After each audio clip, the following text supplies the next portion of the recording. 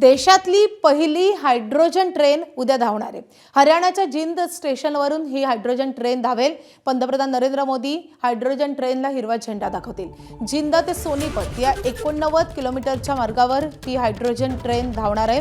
ताशी 75 ते 120 किलोमीटरच्या वेगाने ही हायड्रोजन ट्रेन धावू शकते।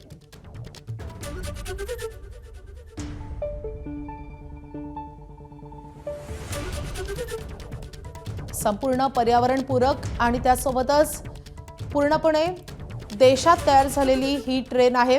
हायड्रोजन ट्रेनला पंतप्रधान नरेंद्र मोदी उद्या हिरवा झेंडा दाखवतील।